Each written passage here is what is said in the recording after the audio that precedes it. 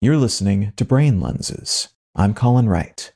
In the world of communication theory and counterintelligence, misinformation is information that is false, but unintentionally so. Disinformation is false and purposefully created and disseminated to manipulate, confuse, or harm. And malinformation is fact-based, but shared in such a way that it becomes false because of a change in context or lack of clarity. So if I, without malice, reshare something that is false, that someone I know posted on Facebook, the poster likewise not realizing that it is false, that is misinformation. If I create and share a post on Facebook that I know is false, intending to mess with my political enemies or to create an incorrect impression about a competitor's product or a movie I don't like, that's disinformation. If I edit a video clip of a public figure to make it seem like they said or did something they didn't, maybe removing vital context or slowing it down to make it look like they're unwell or drunk, that's malinformation. Over the past decade or so, an abundance of research has been conducted on the idea that this trio of false information categories are not just common in online spaces, but can also be immensely influential on the understandings and opinions of those who encounter them.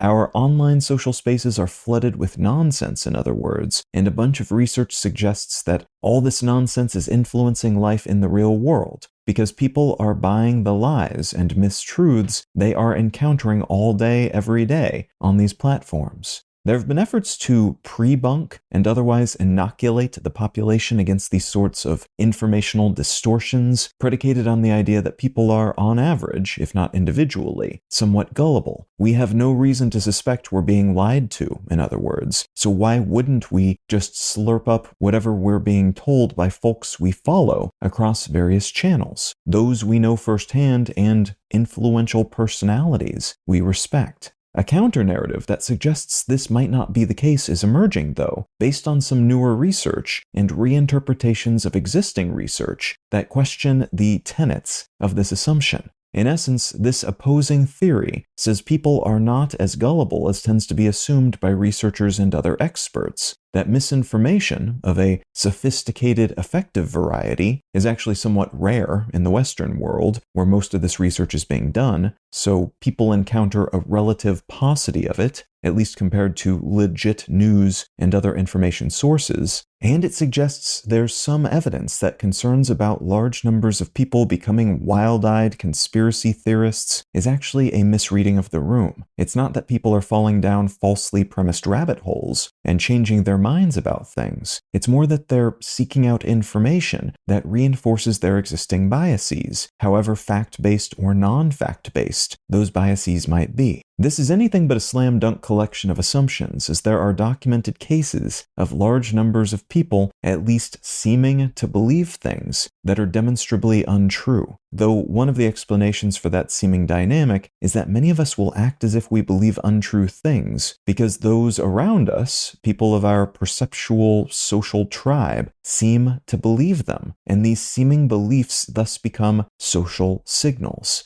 Not something most people in that group believe in the way they believe in gravity or that the sky is blue, but instead a sort of filtering mechanism that allows them to easily differentiate friend from foe. There's also a chance that misinformation, disinformation, and malinformation is impacting the root systems of discourse and knowledge, because it's much easier to spout mistruths than it is to debunk them. It takes longer to both aggregate and disseminate actual information than to come up with falsities because of the nature of these two types of communication. In an era in which producing realistic-sounding words strung together in a human-seeming way using AI-powered tools, then, it could be that in not too long, the vast majority of information bits being communicated via these channels are unbacked falsehoods, which would lend more weight to the claim that these are truly dangerous elements, capable of altering the fundaments of our base-level understanding of the world. This would, in turn, make it difficult to check and test the legitimacy of possible falsehoods moving forward, which would leave us with fewer concrete data points and less stable ground to stand on when attempting to distinguish reality from non-reality. What's annoying but perhaps not debilitating for our current collective discourse, then, might become something far more substantial and dangerous in the future, even if that counter-narrative about the role of various mistruths within our contemporary communication channels is accurate. I'm able to present Brain Lenses in both its written and audio formats ad-free because of support from listeners like you. If you're enjoying what I'm doing here, consider becoming a paid supporter for the cost of a cup of coffee each month at brainlenses.com.